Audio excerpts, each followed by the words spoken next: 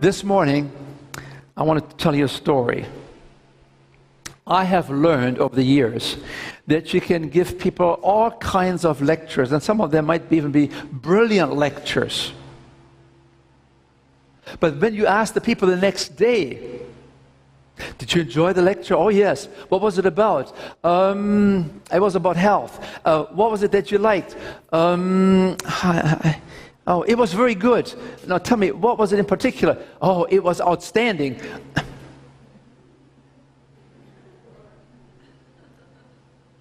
But you tell people a story, what happens? People will remember. Jesus was a master storyteller. Jesus taught in parables in the most effective way. So I want to tell you a story this morning, and within the story are embedded very important health principles. And we might want to enumerate them and maybe review them at the end of the presentation. The topic is from cardiac cripple to champion, reversing killer diseases, turning them around.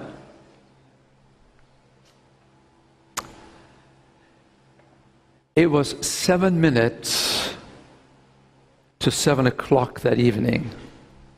And I had the hand on the large doors to a large auditorium where 1,500 people were waiting for me. I was going to give the CHIP lecture number 4 in a small town in Canada. What was unusual about this town is that many of the people there were either Swedish or they were of German origin. Now, you know something about German people, don't you? I mean, if anything matters to them, it's punctuality. I mean, you never start 1 minute late if you have German people in the audience, because if you start 1 minute late, to them, they shut down everything. Because to them, the program is over. The guy cannot even start on time. So I knew I had to start on time. I was very conscientious about this. 7 minutes to go. I'm on my way to get into the big auditorium. I'm trying to get to the platform, but before I get there, I'm still in the foyer. Somebody calls my name and says, "Dr. Diehl, we need to see you right now." I don't know what I can do. I mean, I have 1,500 people waiting inside.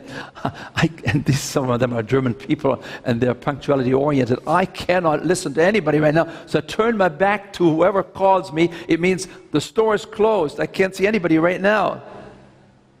And then the voice comes even through stronger. "Dr. Diehl, we drove 7 hours to see you. We need to see you right now." Who is driving 7 hours to see me? Oh, 7 hours. That's about 300 miles. Oh, they must be coming from Creston, the small town where I was 6 months earlier to do our very first CHIP program ever done. Now, if these people are from our CHIP program, if they're alumni, then I have a loyalty issue with them, don't I? But then I have 1,500 people here too. I have a loyalty issue here too, right? These punctuality things. I mean, what do I do? No matter what I do, I'm going to lose. And so I think about, well, it's better to sacrifice 1 or 2 people than 1,500. I said, no, that's not right. That's not the right ethic. I need to. And so I'm struggling in my mind, what shall I do? And then I have a bright idea. I have them once in a while, and I turn around, and the man looks at me and he says, "You remember me, don't you?" You know, we had 400 people in Creston there in that CHIP program. And you know, somehow they remember me because I'm the only one up there, but to remember 400 people. And so I said to mumble something because I'm kind of embarrassed in a way. And he said, "I'm Bob Anderson, my wife Teresa. We drove 7 hours to tell you what happened to us since we graduated from the CHIP program in Creston. And I have this bright idea now." I said, "Oh, by the way, I can't see you right now, but what about Bob, would you mind coming up with me to the platform and you tell not only me, but all the people, the wonderful things that happened to you? Now, you know, when you ask a person, a lay person, any person, to speak in front of 1,500 people on the spur of the moment, I mean, it's easier to die. Is that right? So at least I had to ask him, and what do you think this gentleman said? This gentleman is 66 years of age. He said, yes, sir. I said, wow, bright idea. I said, okay, let's go up to the platform. And we march down the aisle. We get up to the platform. It's 1 minute to 7. I know it's going to be a good meeting, especially for these German people there. They will love it because we're starting on time. So I welcome the people to our 4th session out of 16.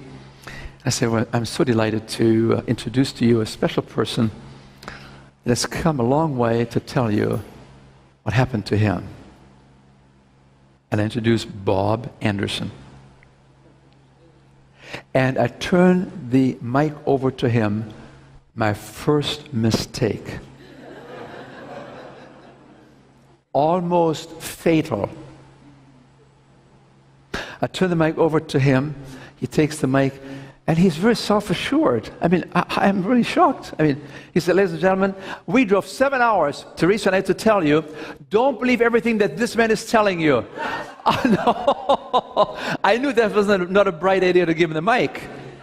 And then he said, just as an encore, he said, this man told us if we follow his program, we can reduce our food bill by 35 to 45%. This man cost us $30,000. And I stood there like the king without clothes on. And the only thought I have is, what happened to this man? There's something wrong with him. I need to get that mic away from him. What is he going to say next? But it's too late now. And especially in a North American culture, if you take that wrestle that mic away from him, people always side with the underdog, and they will figure, I wonder what he has to hide. Right? So I can't. I'm stuck.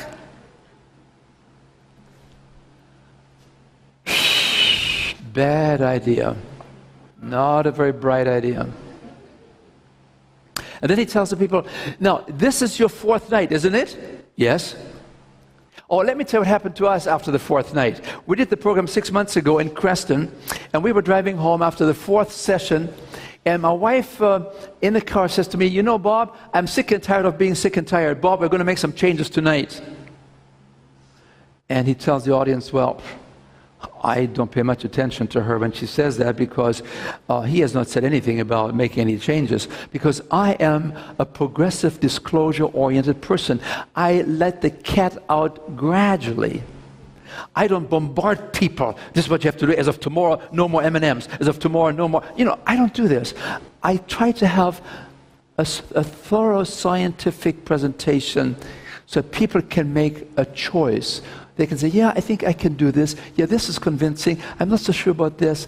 Because when it comes to making lifestyle choices and lifestyle changes, the changes have to come from within.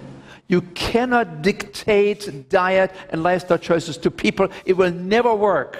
People come to me, mothers come to me and say, I have 2 teenagers, and I tell them every day, this is so good for you, this will help you. I said, don't do it. Don't tell them anything. Just love them and just slip the food in.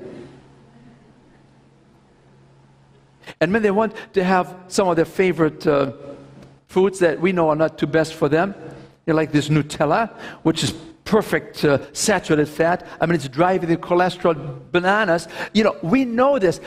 Don't tell them about Nutellas. Just don't buy it again. And when the kids say, where's the Nutella? Oh, I forgot. Just don't bring it home. They're under your roof. You are in charge. You're the boss. So, lifestyle changes, choices have to come from within, actuated by the Spirit of God. He's the one that empowers us. He's the one that helps us to turn that TV off. He's the one that says, get out of the house, take 10 steps. 1, 2, 3, 4, 5, 6, 7, 8, 9, 10 steps, and you're out of the door and you're walking. The first 10 steps are the most important ones, to get out of the door, out of the house. It has to come from within. So they drive home, and as they get into the house, Teresa says, okay, what about that smoking? And he said, okay. I mean, he has been thinking about stopping smoking. He loves those Marlboro cigarettes. And then she says, come on, Bob, tonight is our extreme makeover. I'm sick and tired of being sick and tired. I don't want to become a widow. Bob, we're going to make some changes. And she says, get those Marlboros. I don't mean a pack. I mean a huge amount. And then he says, so I went to the fireplace, and she hands me the matches, and I put the Marlboro into the fireplace, and then I put the match to the Marlboro, and then I kneel in front of the fireplace to take it all in one more last time, and it's over. Sometimes we have to make a radical decision and take, don't do it step by step, but just do it and it's done. Put a line in the sand, I'm done with that. I don't need this anymore. Because otherwise you always get tempted again and again and again, and you have to fight the battle over and over again. I made that decision, it's done. So I thought that was pretty good. So I feel pretty good about this. So he has already spent 3-4 minutes, and I figure it's probably time that he turns the microphone over to me. He's not thinking about that at all. He tells the people, well, then my wife comes with the olive green 45-gallon garbage bag, and she says, let's go down to the basement. And there in the basement we have 2 large horizontal freezers, and they're filled with all kinds of foods. And then she says, Bob, I don't want to be a widow. I want to clean this thing out tonight. And he tells the people, I have no idea what she's talking about. And I tell her, look, he hasn't said anything about food, because I usually do this around that time, 4th or 5th lecture. I first help people understand what disease is and what we can do. I help them to understand what atherosclerosis is. I show them videos. I help them to understand. I build a base, an understanding of confidence and trust, and that people know that I really care about them. It's not about me. It's about them. I invest myself in some ways, probably more in you here at Camp Meeting than you invest yourself in yourself. Isn't that right? Because you're still sitting on the edge and saying, well, maybe. I don't know. And I'm pouring myself into you as best as I can. And so he says to her, look, he hasn't said anything about diet. I mean, why are we in this basement here looking at these 2 horizontal freezers? And she says, oh yes, he said if it has a mother, don't eat it too often. And he said, I never heard him say that. Yes, you have selective hearing. You just want to hear what you want to hear, right? And so she opened up these the chest freezer there, and he looks at his favorite sirloin steak. And there's this big 45-gallon olive green garbage bag. And she says,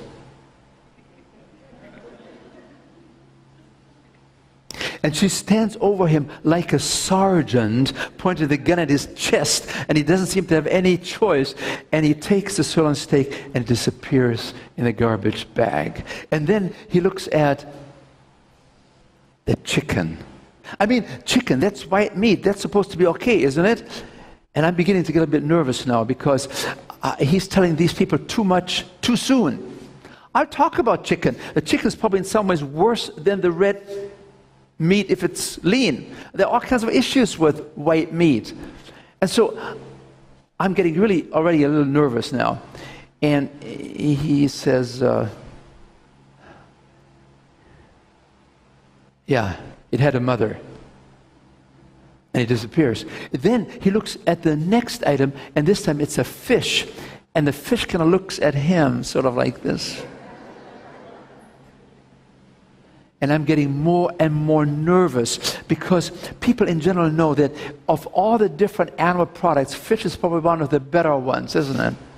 Of course, we begin to realize nowadays that much of the, for instance, salmon is no longer caught coming from the ocean. It comes out of factory farms. And when you see what these fish swim in, have to endure, you probably have second thoughts about it. And so I'm really getting nervous. But then, the fish disappears. And they empty the 2 freezers. She has to get a second olive green garbage bag. And when they're all done, there's very little left. Just some raspberries and some blackberries and some spinach and some things, mostly meats. And he is absolutely stunned because he didn't know that there was that much meat and animal products in those freezers. And then she goes upstairs with him, and they go to the kitchen. And now he faces the refrigerator. And then she opens up the upper compartment, the freezer, and he stares at his favorite ice cream, Haagen-Dazs. Oh, Lord, I said, stop him. He's ruining my whole program. I'll talk about this. Yeah, it's true that Haagen-Dazs or any kind of ice cream, it's all basically fat and sugar. That's what it is. It doesn't come out of the hand of a master designer. It's very seductive, and once you have a spoonful, you cannot stop it. And so she says to him, Bob, I don't want to be a widow. I'm sick and tired of being sick and tired. We're in the hospital every year. Bob, we need to do something about this. We're going to make the change tonight. And the ice cream disappears, and all kinds of things disappear. There's hardly anything left in the refrigerator. Then she has the bag only half full, so she drags it to the pantry.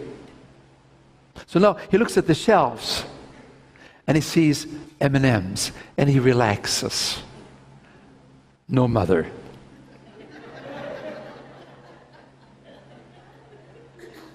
And he looks at the Pringles.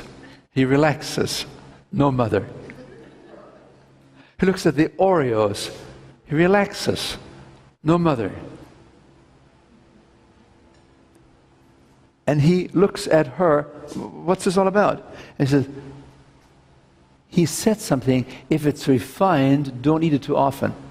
I never heard him say that. You didn't want to, did you? I may have just said these things sort of to prepare people just a little bit. But she had picked up the idea. And so here she is, like a sergeant. She stands over him with a gun on his chest, and he has no choice. The Oreos disappear. The M&Ms disappear. The potato chips disappear. It all disappears. If that is not enough, then she drags him to the wet bar.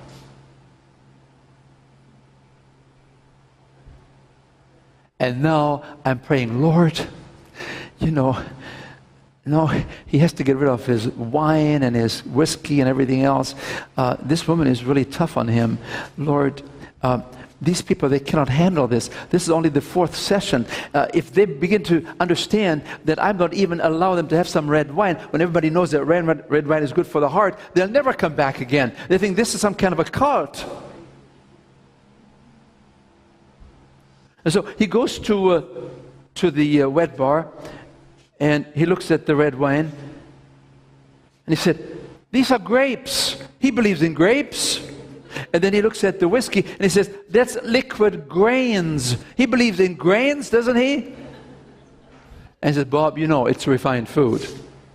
There's no nutritional value there. These are empty calories. Bob, I don't want to be a widow, but we're going to make the change tonight.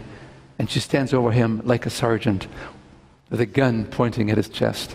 He has no choice. And he pours those precious liquids that he loved to use. He was a very successful businessman. He was a successful builder. And when he would come home, he would sit in his favorite chair. He would have his Marlboros. Then he would have his martinis. He would have some of his drinks. And he was a happy man. Now it's all gone. They finish at 3 o'clock in the morning cleaning house. And then he turns to her and he says, okay, Teresa, what are we going to have for breakfast now? Here's principle number 1. Write it down.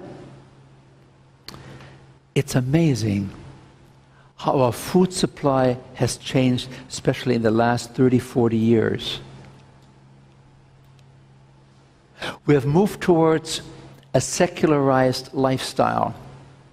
We have moved towards a lifestyle of processed foods and animal products without realizing what has happened, because it happens so subtly. What a powerful lesson. Is anything left to eat now?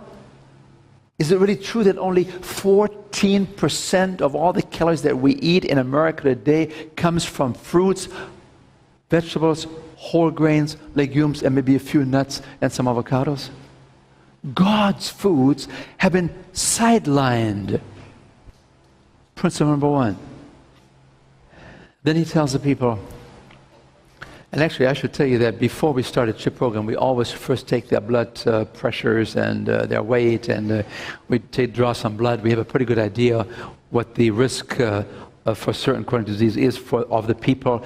And then after 4 weeks or 6, 7 weeks, we give them the same test again, and the people can see for themselves. The cholesterol, high cholesterol levels come down 15, 20%. The blood pressures come down. The doctors have to reduce the medication for diabetes and so on. It's all there. They become believers. They see it for themselves. The body begins to heal itself very rapidly. The body always wants to heal itself. The body is in a default position, heal yourself. But you cannot heal yourself. You cannot give the body a chance to heal itself if you're pouring the wrong things into the system. Or you're an angry person. You have to be well integrated. And that's where God comes in. He says, I'm right here, I'll help you. Surrender yourself to me. I'll give you guidance. So Bob tells the people there, well, actually, I had to retire 5 years ago because of my angina pain. I couldn't make it to my mailbox on foot. I had to get into my old jalopy of a car and drive to the mailbox to pick up my mail every day. I had heart disease. I had problems with my back, high blood pressure. My wife had all kinds of problems too, severe depression, diabetes, hypertension. We're in the hospital basically every year for some time. Lots of medications. And he said, everywhere I would go, I noticed a shadow followed me. And the shadow that followed me was always 7 feet long and 2.5 feet wide. And I knew I would be in that box any day now because my father died at 62 and I was 66. I had already cheated the Grim Reaper by 4 years. But I knew I would be in that box any day now. I had all these problems. Tells the people, one of my worst days in my life as an adult was the time when my physician came. He was a Loma Linda graduate, a doctor. He came to my house with his 2 teenage sons, and they came in with a truck, and they unloaded the lumber, the timber, the firewood for the winter season. And it was the worst day of my life because I'm a self-made, successful man. And here I'm beginning to realize I'm now becoming dependent on my doctor to bring me the firewood for the winter season. It's October, and he's to bring me the firewood because I'm no longer capable of doing it because of my heart disease. I lose my self-confidence. I'm a cardiac cripple. I have to accept it. Yes, and that's how I spend my time. I sit in front of that television box there. hours and hours. And I noticed that the strongest muscle in my body has become the muscle right here in my thumb. I use it to serve the channels. And then my wife says, well, honey, but don't forget you're 66 years of age. That's what happens. These are degenerative diseases. They come when you get old. No, it's not a matter of age. It's a matter of the lifestyle is catching up with us over time. You don't have to have these diseases, and you can reverse these diseases if you're willing to make some changes. Rise up and do something. Don't sit on your duff and watch that television for 3, 4, 5, 6, 7, 8 hours. Do something. Except when you see 3ABN and I'm on the program, okay? So Bob is telling the story now to these people. He said, one of the worst days of my life, I feel no longer in charge of my own life. My heart disease is getting the best of me. My wife is not much better off. She's on all kinds of medications. But after 4 weeks, we take the second blood test. Teresa and I, we have the best results of 400 people there in Creston. We have the best results because we started on what night? Night number 4 of the program, while I am very sophisticated. I'm an educator. I do it very gradually. I'm not into the face of people. See? I introduced them sort of, after about a couple of weeks, they got the idea that we should really move towards a totally plant-based, whole food diet, get into an exercise program covering 2 miles every day, 10,000 steps a day, all steps counted. And he tells the people, but you know, I had this problem with my back and my heart. We never did any exercise. We were afraid to exercise. Everybody was putting in about 2 miles a day, except for us. But even so, we had the best results, even though we didn't exercise. And then when the program was over, I said to Teresa, maybe we should start doing some walking. So we walked for 5 minutes. Okay. And then 10 minutes. And then 15 minutes. And then 30 minutes. And then I walked 45 minutes. I'm a new man. I'm walking to the mailbox now. The pain is diminishing in my chest. The angina is becoming less and less and less. The blood has become much thinner because I changed my diet after the 4th night, remember? So Bob tells a story of how he came out really looking really good and feeling really rewarded for his efforts, or shall I say the efforts of his wife. But that's not all. Bob is getting a little bit bored with his walking program. He walks in the foothills there of the Rocky Mountains in Canada. And so he calls his son in Santa Monica in California, and he says, son, you are sort of a cyclist. He's a semi-professional cyclist. And he says, son, you are a cyclist. Tell me, can a 66-year-old man that has never biked before learn how to bike? And the son, very insightful, asks the question, Dad, are you talking about yourself? Yes.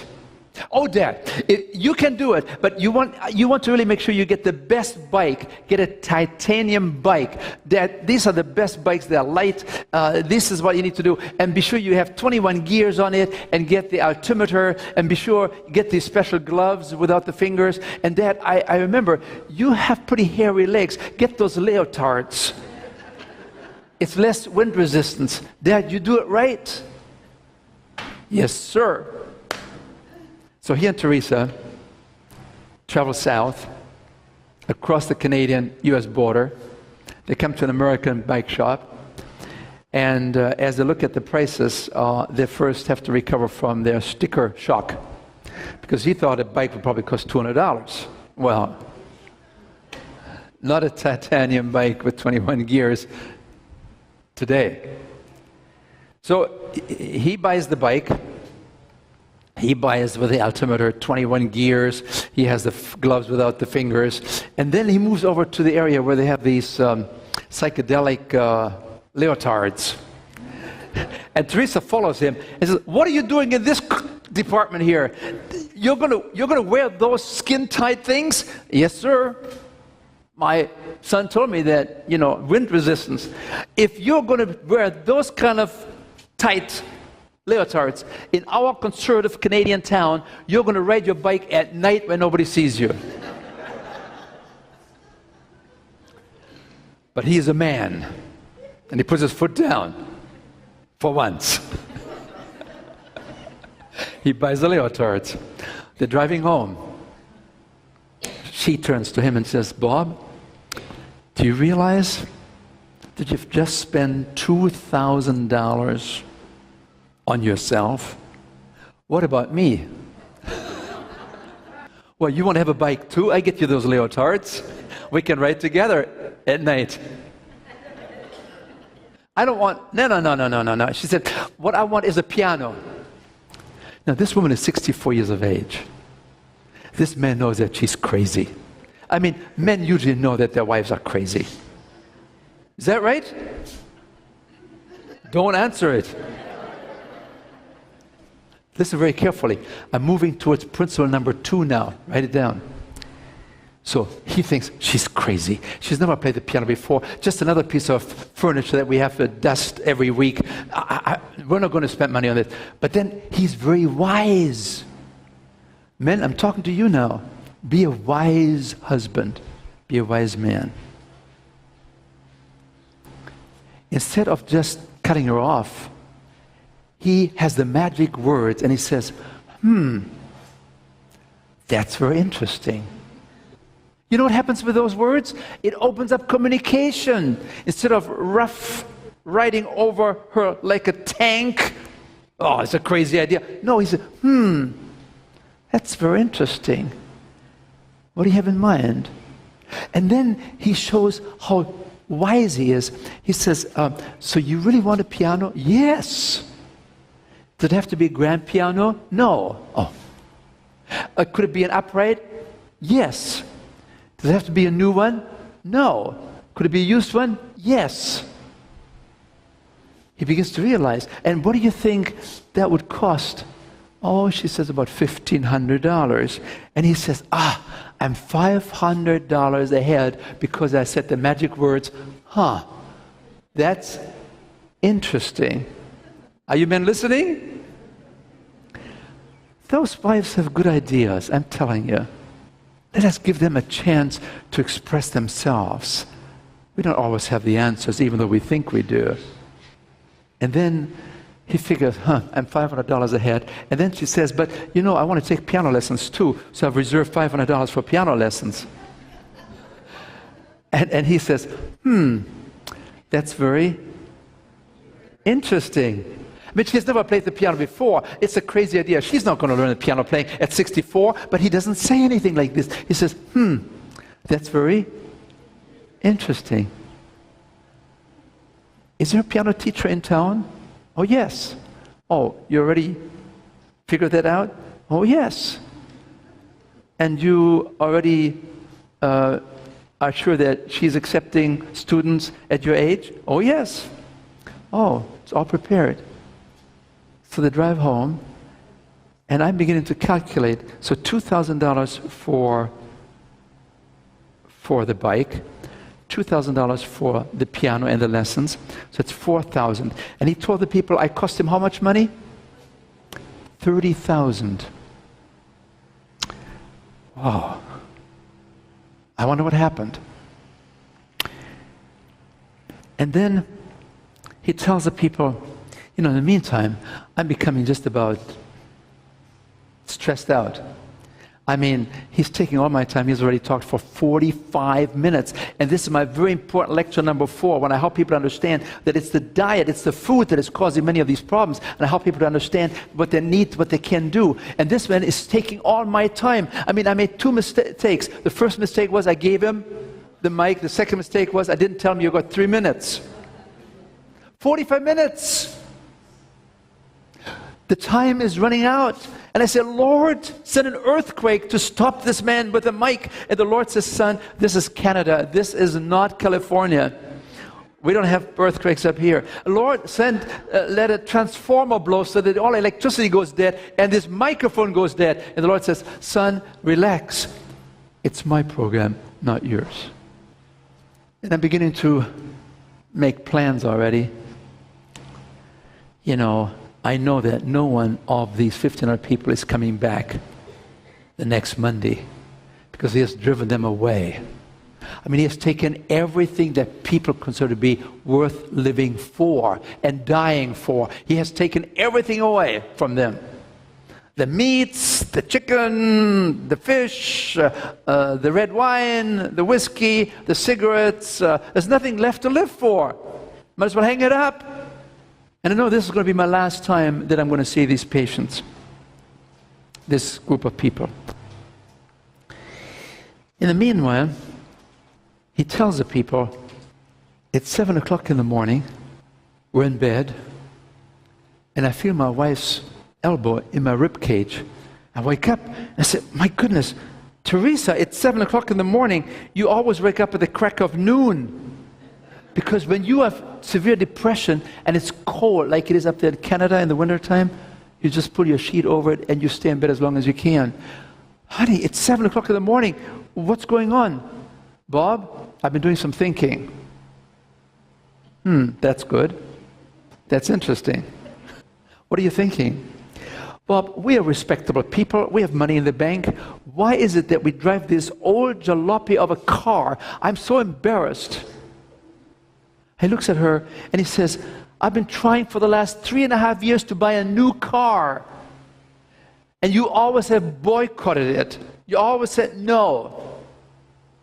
Well, what you did, you said, yeah, okay, let's visit some of our friends. And then when the time came, 3, 4 o'clock in the afternoon, you would sort of pull the plug and say, you know, I don't know if this old car will really make it. You know, it's not a very safe car to have. We better stay at home. And she said, haven't you noticed for the last 3.5 years we have never been out? Haven't you noticed that you have always done the shopping for the last 3.5 years? Every week I give you a sheet of what to buy. I have not been out of my comfort zone, out of my home in 3.5 years. Haven't you noticed that? Bob, don't you understand? She is 5 feet 1 tall. She weighs 226 pounds. She's a well-rounded person. You understand? And she's very much aware of her figure. And Bob is totally unaware. Most men, here's another lesson for you men. Most men are not aware of the pain that especially women experience who have these idealized figures that they see on television. They see Twiggy and all these kind of strange figures, and they think they have to look like this, otherwise their self-worth goes down. And the pain of obesity, we'll talk about it this afternoon. And Bob, totally unaware. Bob, haven't you noticed? Bob, in the last 6 months, Bob, ever since we graduated from the CHIP program, the last 6 months, I have lost 51 pounds. Have you noticed, Bob? Sort of. I mean, how about us men? How about affirming our wives? Not just about the weight, but everything they do. I called my wife this morning and I said, you know, I'm running out of t-shirts. It's so humid here. You know, I brought 7 t-shirts, but they're already all... And I have to do some washing tonight. I just realized what you've been doing for 47 years in our married life. Honey, I'm so grateful. You just... I said, well, I'm happy to do it. That's what love is all about. We men, we need to be more affirming of our spouses, of our wives. And of course, vice versa too. And so Teresa said, you know, I lost those some 50 pounds. Bob, I feel so much better about myself now. Now we can buy the new car, because I know once you have the new car, you want to visit all your friends and you want to show off the new car. That's right. So I'm ready to buy the car. They bought a car for $26,000.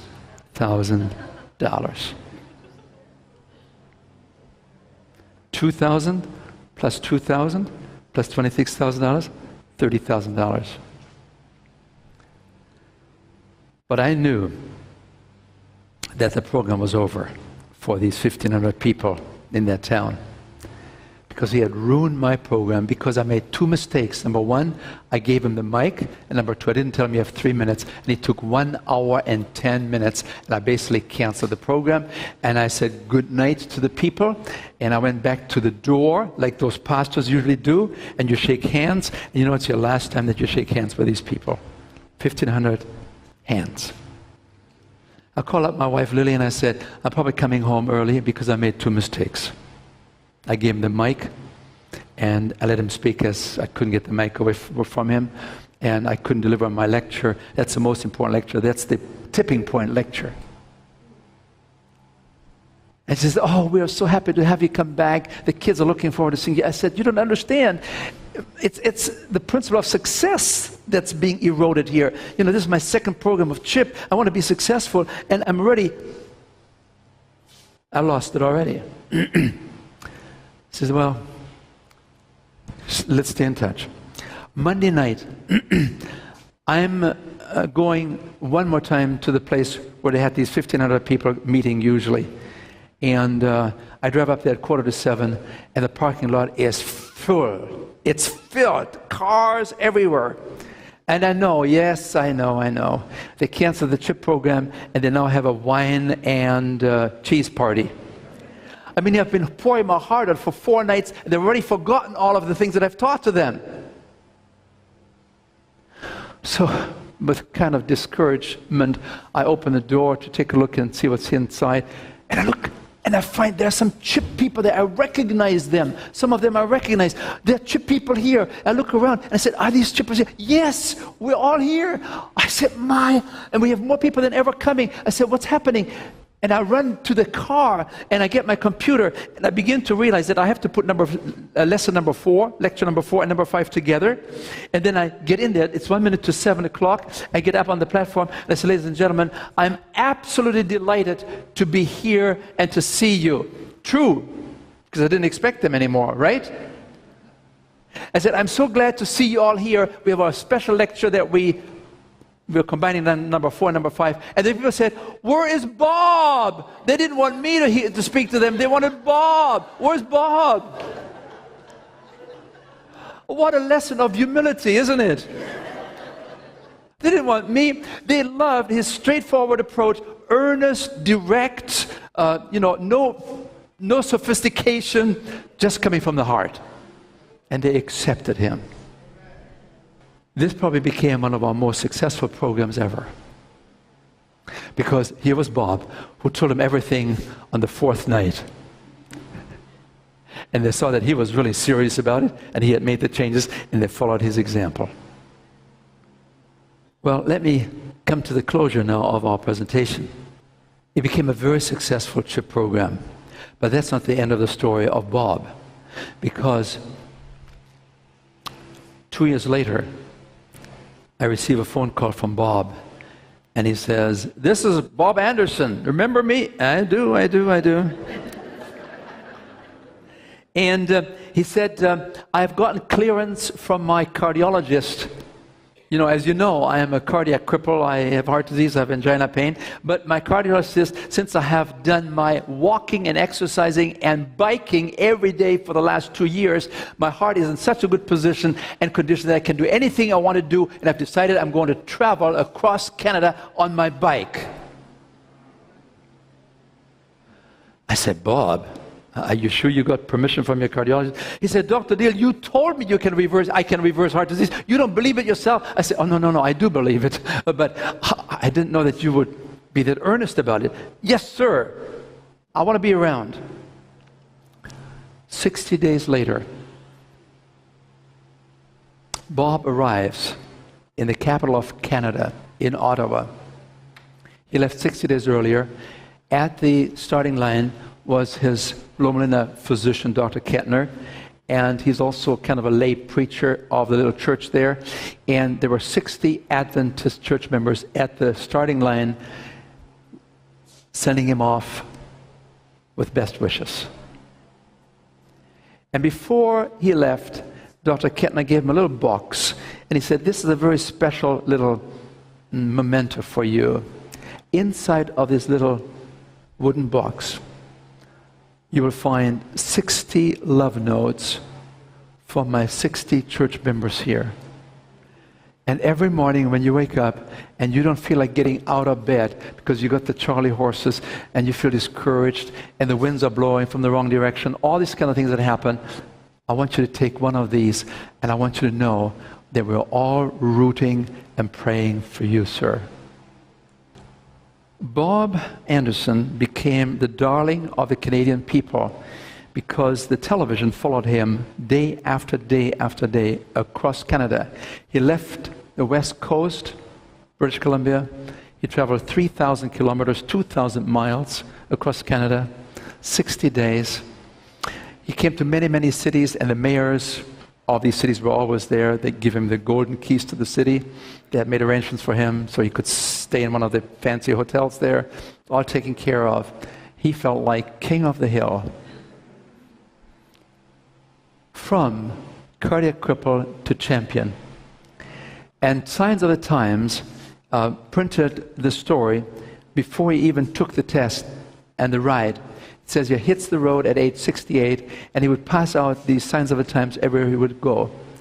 He told me, he said, sometimes the trains were passing me by, trains across the Trans-Canada Highway there, the trains, and somehow the engineer in the train would recognize me because I'm on television almost every night.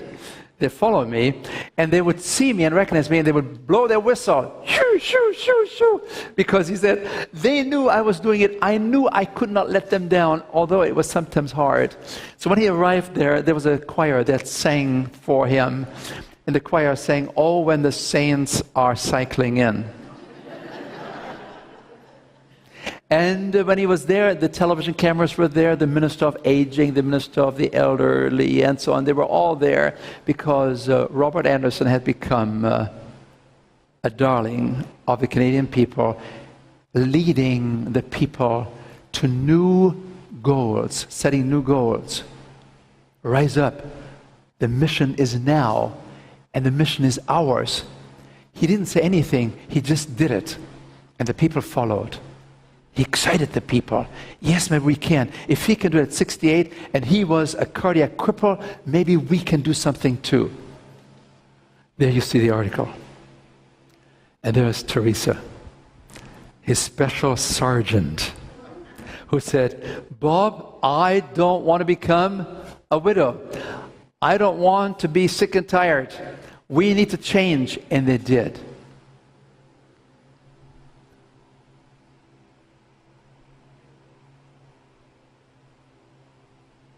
It was after this legendary trip across Canada when they actually asked him what were some of the challenges that you had. He said, well, there were probably at least 4 big challenges. One was when you travel across the prairies in Canada, the wind was always coming from the wrong side.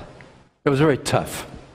Number 2, he said, sometimes these big semis, they would pass me and the wind would push me into the gutter, and I would pick myself up wondering if my bike is still functioning and if I was still unhurt.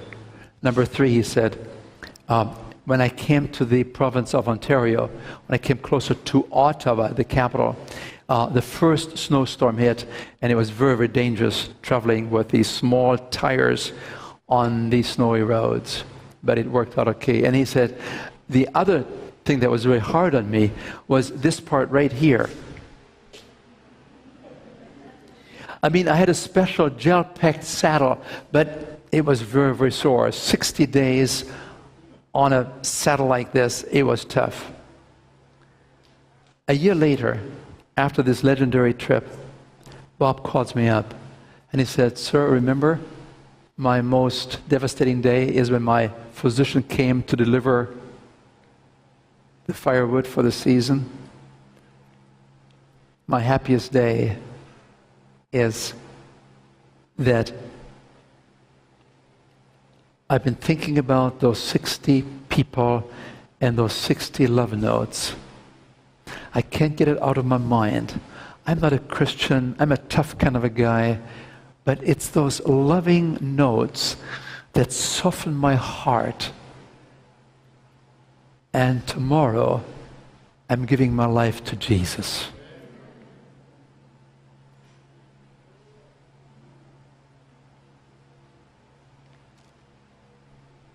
It was 10 years later when Bob called me again. He said, by the way, I've just finished building the house for my physician. He said, remember, I had to become an invalid 14 years ago. I couldn't build anymore because of my heart.